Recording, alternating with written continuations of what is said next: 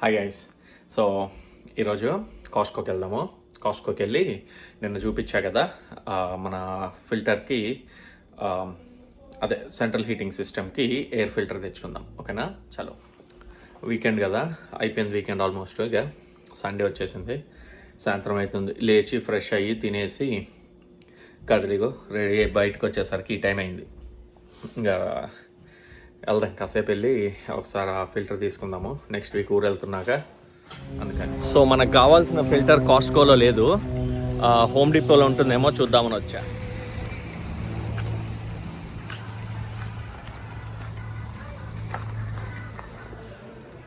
Oil 37లో ఉందంట furnace filters. వెళ్ళి చూద్దాము.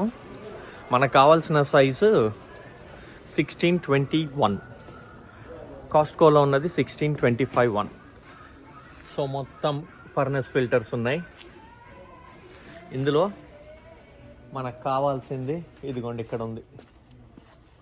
ఇది మనకు కావాల్సిన ఫర్నెస్ ఫిల్టరు 1621. సో ఇది మనం తీసుకోవాలి. అరే, ఒకటి $22 ఉంది. ఏమన్నా బండిల్ ప్యాక్ ఏమైనా ఉంటాయని చూద్దాం. సో ఫైనల్లీ బండిల్ ప్యాక్ దొరికింది. 3 వస్తాయి ఇందులో, $14 అంట. ఇది తీసుకుందాం. హోమ్ డిపో మీద ఇంకో వీడియో చేస్తా కానీ డీటెయిల్గా. కానీ ఈరోజు జస్ట్ బ్రీఫ్గా చెప్తాను. హోమ్ డిపోలో ఏంటంటే మనకి ఇల్లు కట్టుకోవడానికి ఫ్రమ్ ద స్క్రాచ్ ప్రతి ఒక్కటి దొరికింది. Everything, you name it, they have it. So మనకు కావాల్సిన ఫర్నెస్ ఫిల్టర్ వచ్చేసింది. ఇగో ఇది. అది ఇంటికి వెళ్ళి దీన్ని ఇన్స్టాల్ చేద్దాం.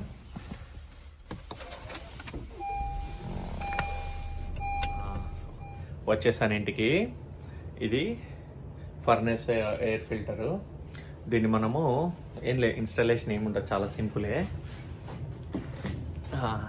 ఇదిగో ఇక్కడ ఉంది కదా, ఇది దీన్ని బయటికి తీసి దీన్ని అందులో పెట్టాలి. ఇందులో 3 ఉన్నాయి, 1 2 3.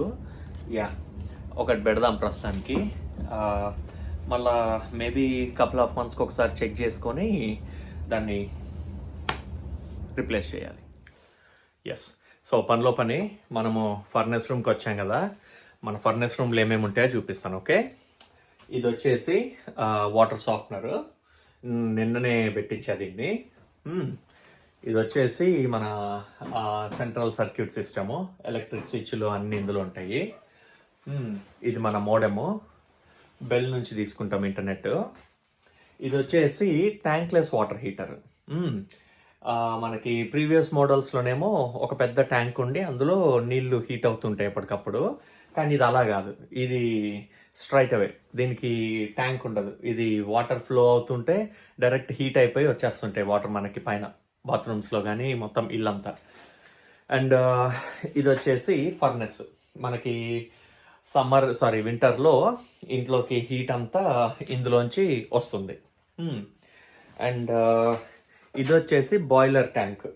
ఇందులో ఇప్పుడు ఇక్కడ వేడైన నీళ్లు డైరెక్ట్ ట్యాప్లోకి వచ్చేస్తే ఇది కంటిన్యూస్గా రన్ అవుతానే ఉండాలి. సో అందుకని మనం ఏం చేసామంటే ఇది పెట్టించినాం. సో ఇదేమిటి, అందులోంచి నీళ్లు వేడయ్యి ఇందులో వచ్చి కూర్చుంటాయి.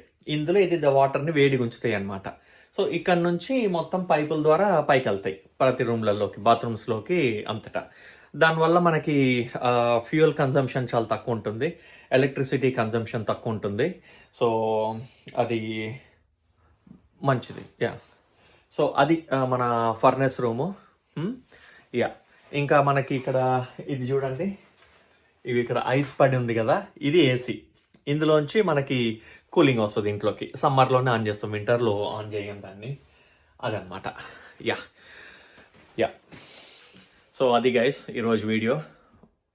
సో ఈ వీడియో మీకు నచ్చిందంటే మీకు తెలిసి ఏం చేయాలో. రైట్, నెక్స్ట్ వీడియోలో మళ్ళీ కలుద్దాం. బాయ్.